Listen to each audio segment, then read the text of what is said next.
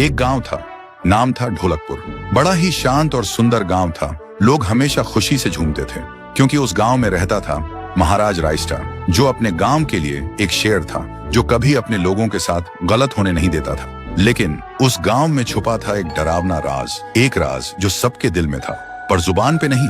गांव के बीच एक सूखा हुआ पेड़ था जिसे लोग कहते थे श्रापित पेड़।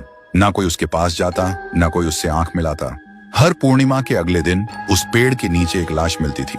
लोग कहते रात में कोई आता है और लाश छोड़ जाता है, लेकिन कभी किसी ने कुछ देखा नहीं और देखता भी कैसे। जो देखता वो अगले दिन पेड़ के नीचे होता था। एक दिन रायस्टार ने ठान लिया, बस अब और नहीं, इस राज का अंत मैं ही करूंगा, क्योंकि ढोलकपुर का नाम मिट्टी में मिल रहा था। फिर एक पूर्णिमा की रात रायस्टार चुपके से जाकर पेड़ के पास बैठ गया। रात के 2 बजे एक आवाज आई, थुंग थुंग थुंग थुंग थुंग थुंग थुंग थुंग थुंग सहूर।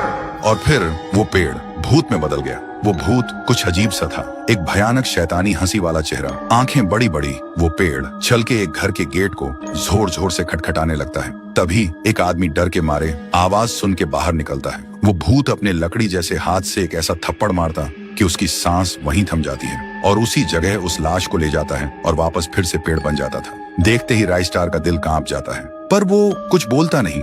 सुबह लोग भीड़ में जमा हुए और रायस्टार ने पहली बार उस पेड़ से बात करने की कोशिश की। पेड़ के अंदर से एक आवाज निकली, क्या तुम सब भूल गए मुझे? रायस्टार बोलता है, तू कौन है? पेड़ बोलता है, मैं हूँ ठुन ठुन ठुन साहुर। एक वक्त था जब मैं भी इस गांव का एक प्यारा सा बच्चा था, लेकिन 100 साल पहले मुझे इसी पेड़ से रस्सी बांधकर उल्टा लटका दिया गया, गांव वालों की आंखों के सामने, और मेरी मौत को तमाशा बना दिया गया, सिर्फ इसलिए क्योंकि मैंने एक राज देख लिया था जो लोग छुपाना चाहते थे।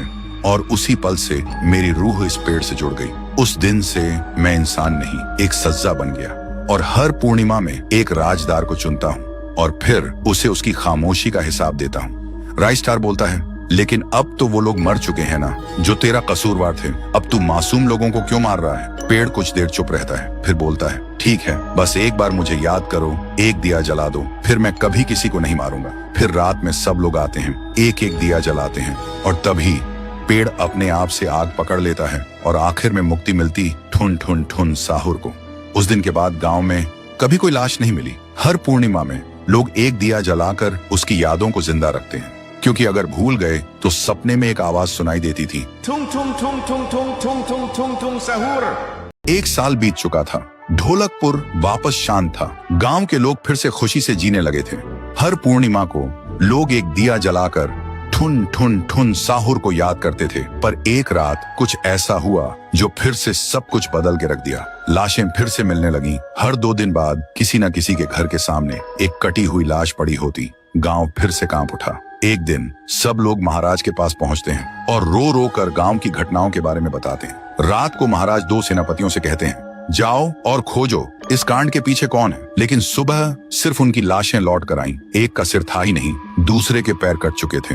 महाराज समझ गए कुछ तो लौट आया है, कुछ जो सिर्फ मौत का खेल खेल रहा है। और फिर कहते हैं, अब इस जंग का सामना मुझे ही करना होगा। उसी रात महाराज चुपके से गांव में आते हैं और एक पेड़ के पीछे खुद को छुपा लेते हैं। और ठीक रात के 2:30 बजे अचानक कहीं से धुआं छा जाता है और उस धुएं के अंदर से एक आवाज आती है,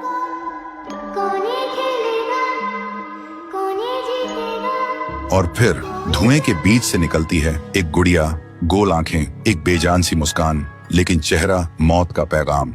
वो गुड़िया एक घर के गेट तक जाती है और बच्चों जैसा एक गाना गाने लगती है। उसके गाने की आवाज सुनकर एक आदमी बाहर आता है और अगले ही पल वो गुड़िया उसका सिर चबा जाती है। वो आदमी तड़प तड़प के वहीं जमीन पर गिर जाता है। महाराज सब कुछ देखते हैं, उनकी आंखें भर जाती हैं। उन्हें समझ आ जाता है इसके सामने जाना मतलब खुद का अंत लिखना है। अगली सुबह गांव के लोग इकट्ठा होते हैं। महाराज कहते हैं, ये पिछले भूत से भी ज्यादा डरावनी है। इसे सिर्फ वही हरा सकता है जो मौत को पहले ही हरा चुका है। और फिर एक पूर्णिमा की रात सब लोग दिया जलाकर पुकारते हैं, आप वापस आइए, आपके बिना ये गांव जिंदा तो है पर जीने जैसा नहीं। तभी एक आवाज गूंजती है, थुंग थुंग थुंग थुंग थुंग थुंग थुंग थुंग थुंग सहूर। और उसी देह की आग से एक जलता हुआ पेड़ बनने लगता है और उसी पेड़ में से ठुन ठुन ठुन साहुर निकलता है। तभी फिर से वही धुआं छा जाता है और उसके साथ ही एक आवाज,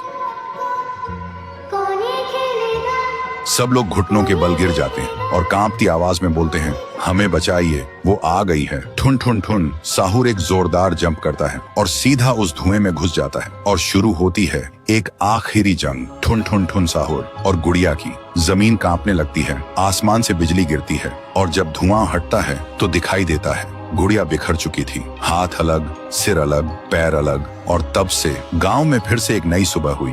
महाराज मुस्कुराए, गांव वाले जीने लगे और उस दिन के बाद ठुन ठुन ठुन साहुर सिर्फ एक भूत नहीं रहा, गांव का रक्षक बन गया। लेकिन उसी रात कुछ ऐसा हुआ जो किसी को भी पता नहीं चला। गुड़िया का सिर, हाथ, पैर अपने आप जुड़ने लगे थे और फिर वो वहां से चली गई। तो दोस्तों, अगर आप देखना चाहते हैं पीहू वर्सेस गुड़िया तो इस वीडियो को 1 लाख लाइक्स तक पहुंचा दो।